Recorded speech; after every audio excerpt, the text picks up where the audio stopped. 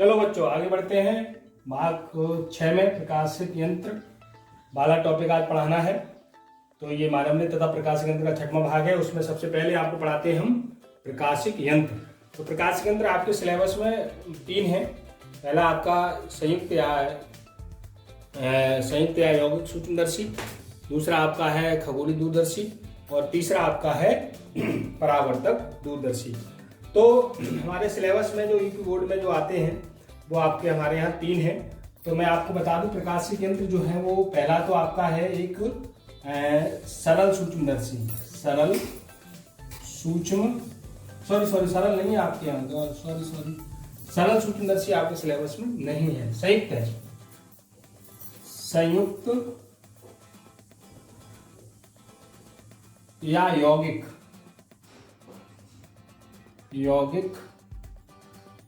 सूक्ष्मदर्शी। ठीक, पहला ये प्रकाशिक यंत्र है जिससे छोटी छोटी वस्तुएं देखी जाती हैं। और दूसरा है आपका खगोलीय दूरदर्शी। खगोलीय दूरदर्शी दूर की वस्तु देखी जाती हैं। और तीसरा आपका है परावर्तक दूरदर्शी। जब हमें सूक्ष्मदर्शी खगोलीय दूरदर्शी क्या जरूरत पड़ी, क्योंकि दूरदर्शी में प्रतिबिंब साफ नहीं दिखता, अच्छा नहीं बन रहा था, उसका लेंस बड़े द्वारक का बनाना मुश्किल होता है, इसीलिए परावर्तक दूरदर्शी का निर्माण हुआ है। चलिए, तो ये प्रकाशिक यंत्र है। 3 प्रकार के हमारे यहाँ प्रकाशिक यंत्र होते हैं। तो सबसे पहले इनको करने से पहले हम छोटी छोटी कुछ डेफिनेशन है 2 वो आपको बताते हैं। सबसे पहले आपका हेडिंग डाल लीजिए दर्शन कोण आपको समझना होगा, इसी पर सारी जो है। तो दर्शन कोण क्या होता है कि मैं आपको बता दूं कि जैसे मान लीजिए ये आपकी आंख है, ठीक है प्यारे, ये आपकी क्या है, आंख है। तो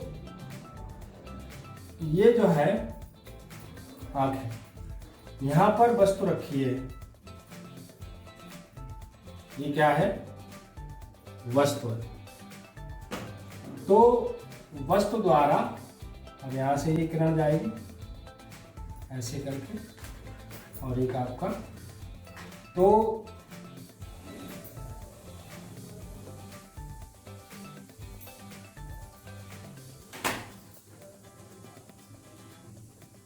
वस्तु द्वारा जो हमारी यहाँ आंख होगी, ये जो है आंख है, रेटिना है। तो वस्तु द्वारा जो आंख पर कोण बनता है उसे हम क्या कहते हैं, दर्शन कोण कहते हैं। वस्तु द्वारा जो आंख पर कोण बनाया जाता है उसे हम क्या कहते हैं, दर्शन कोण कहते हैं। तो ये मान लीजिए हमारा रेटिना है, P है, और ये इसका प्रतिबिंब Q पर बन रहा है। तो अब जैसे मान लीजिए वस्तु को हम और आगे खिसका लाएं, जितना वस्तु बड़ी होगी उसका दर्शन कोण उतना ही बड़ा हो जाएगा। जैसे मान लीजिए हमने वस्तु यहीं के को बड़ी है तो यहाँ ले आते हैं, अब इसका क्या हो गया, ये दर्शन कोण बड़ा हो गया। तो ये क्या होगा, ये इसे R मान लो, ये P हो गया। तो ये जब दर्शन कोण क्या होगा, बड़ा हो गया, तो ये जब दर्शन कोण बड़ा हो जाएगा तो प्रतिबिंब भी बड़ा हो जाएगा। तो दर्शन कोण होता क्या है, सबसे पहले बात ये उत्पन्न होती है।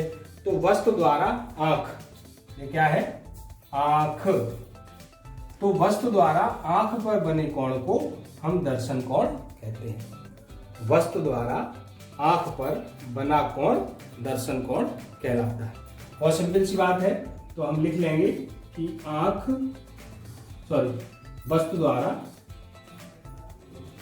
वस्तु द्वारा आंख पर बने कोण को दर्शन कोण कहते हैं। ठीक है बच्चों, आप वस्तु द्वारा आंख पर बने कोण को दर्शन कोण कहते हैं। अब एक ध्यान रखना, वस्तु जितनी बड़ी होगी दर्शन कोण उतना ही बड़ा होगा। और तो हम एक बात ये लिख सकते हैं कि वस्तु की ऊंचाई, लंबाई ऊंचाई प्रोपोर्शनल किसका होता है? दर्शन कोण की। यानी कि वस्तु जितनी ऊंची होगी, जितनी बड़ी होगी, दर्शन कोण उतना ही बड़ा बनेगा। ध्यान रखिए, वस्तु जितनी ऊंची होगी दर्शन कोण उतना ही बड़ा बनेगा। अब एक ध्यान रखना है कि ये जो दर्शन कोण है, वस्तु को हम जैसे ही हम मान लो जितना हम अपने पास लाएंगे, वैसे क्या जैसे ऐसे है, दूर है तो ये वस्तु कितनी लग रही? छोटी लग रही। और जैसे जैसे पास आएगी वैसे वैसे वस्तु कैसी होगी? हमें बड़ी नजर आती रहेगी। और 25 सेंटीमीटर के बाद आओ पास लाएंगे तो ये बड़ी तो दिखेगी लेकिन धुंधली हो जाएगी। तो क्या होगा? 25 सेंटीमीटर तक ये वस्तु सबसे बड़ी और स्पष्ट दिखाई देती है। तो दूर जितना ले जाएंगे वस्तु उतनी छोटी हो जाती है, तो पास लाएंगे उतनी वस्तु बड़ी हो जाती है। क्योंकि दूर होगी तो दर्शन कोण छोटा होगा, पास बड़ी होगी तो दर्शन कोण, मतलब आंख के पास होगी तो दर्शन कोण बढ़ जाएगा। दूर है वस्तु तो दर्शन कोण छोटा है, देखो तो प्रतिबिंब कैसा बनना है? छोटा बनना है। और जब पास है वस्तु आंख के तो दर्शन कोण कैसा है? बड़ा। तो प्रतिबिंब कैसा बनना? बड़ा। वैसे भी देख लो प्रैक्टिकली, आप ये दूर है तो छोटी वस्तु, आप जैसे जैसे पास लाएंगे इसके जो अक्षर लिखे हैं वो बड़े बड़े होते चले आ रहे, होते चले आ रहे, होते चले आ रहे। अब वो क्या है कि कैसे हो रहे हैं? फैल रहे हैं, दिख नहीं रहे। तो इसका मतलब ये क्या हो गया? एक स्थिति में 25 सेंटीमीटर पर स्पष्ट आके सबसे बड़ी दिखाई देगी। तो ध्यान रखना, एक बार मैं फिर आपको बता रहा हूँ, दूर है तो दर्शन कोण छोटा है, वस्तु छोटी दिखाई देगी। तो दर्शन कोण जितना बड़ा होगा उतना ही वस्तु बड़ी दिखाई देगी। यानी कि वस्तु की ऊंचाई जो है वो दर्शन कोण के समानुपाती होती है। दर्शन कोण बड़ा होगा, वस्तु बड़ी होगी। और दर्शन कोण सबसे बड़ा कब होगा? जब वस्तु स्पष्ट दृष्टि की न्यूनतम दूरी पर रखी हो, 25 सेंटीमीटर पर रखी हो, उस समय वस्तु हमें आंख से सबसे ज्यादा दिखाई बड़ी देगी। ठीक है, उससे दूर जितना भी जाएंगे वस्तु छोटी हो जाएगी, तो पास में आके बड़ी दिखाई देगी। तो ये ध्यान रखना, यानी कि वस्तु आंख से 25 सेंटीमीटर की दूरी पर सबसे बड़ी दिखाई देती है। आंख से 25 सेंटीमीटर दूरी पर रखी वस्तु, ऐसे लिखो, रखी वस्तु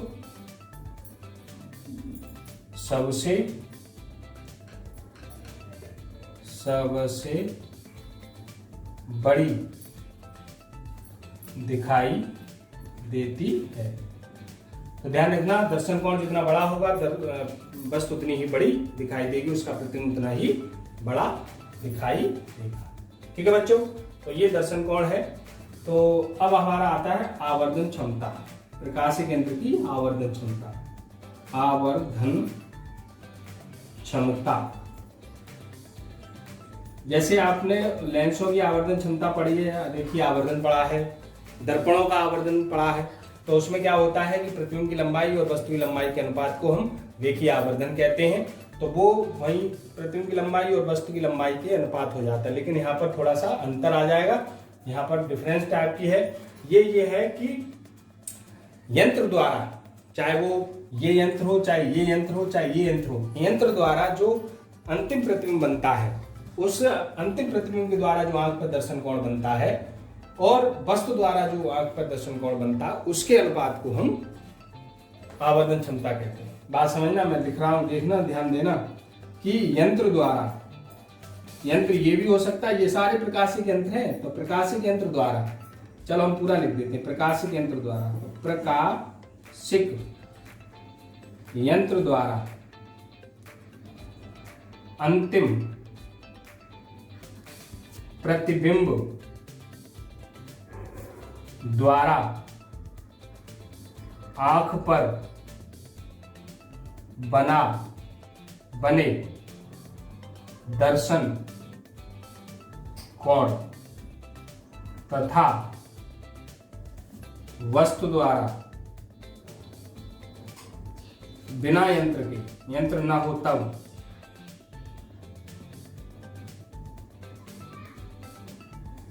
वस्तु द्वारा आंख पर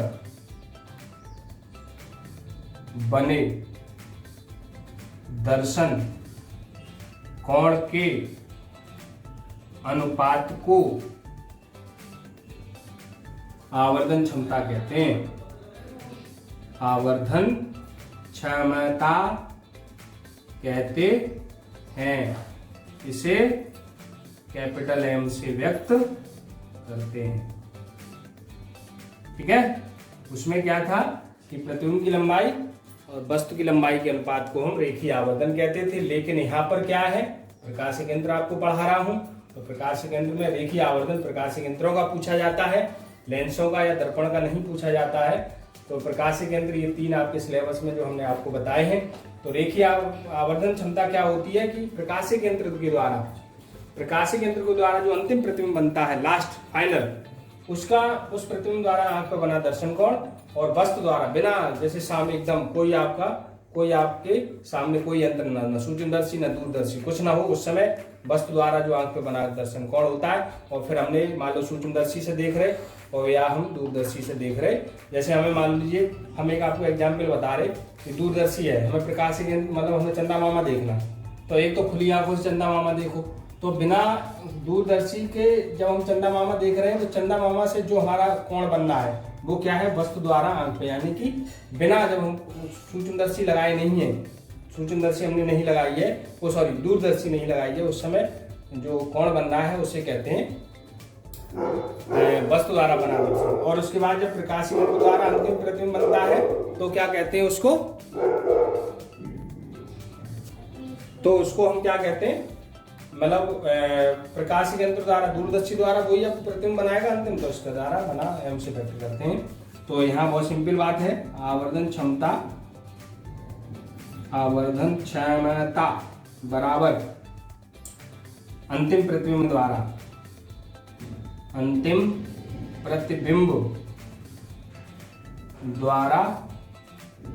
आंख पर बना दर्शन कोण बटे वस्तु द्वारा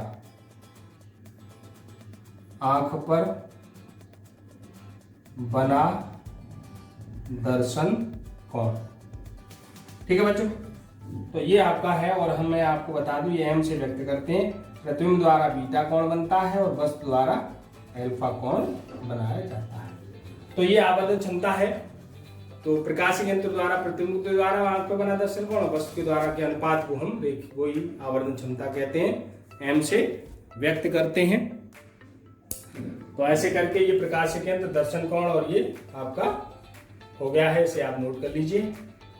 तो 3 प्रकाशिक यंत्र हैं, दर्शन कोण, वस्तु द्वारा आंख पर बना कोण, दर्शन कोण बना है। ध्यान रखना है कि वस्तु जितनी लंबी होगी, दर्शन कोण जितना बड़ा होगा उतनी वस्तु बड़ी दिखाई देगी, या वस्तु जितनी बड़ा होगा दर्शन कोण उतना ही बड़ा होगा। वस्तु आंख से 25 सेंटीमीटर की दूरी पर रख दें तो वो सबसे बड़ी दिखाई देती है, ये ध्यान रखना। तो 25 सेंटीमीटर पर वो सबसे बड़ी दिखाई देगी, क्योंकि उस समय उसका दर्शन कोण सबसे ज्यादा होता है। 25 सेंटीमीटर की दूरी पर रखी वस्तु का सबसे बड़ा दिखाई देगी, क्योंकि उस समय दर्शन कोण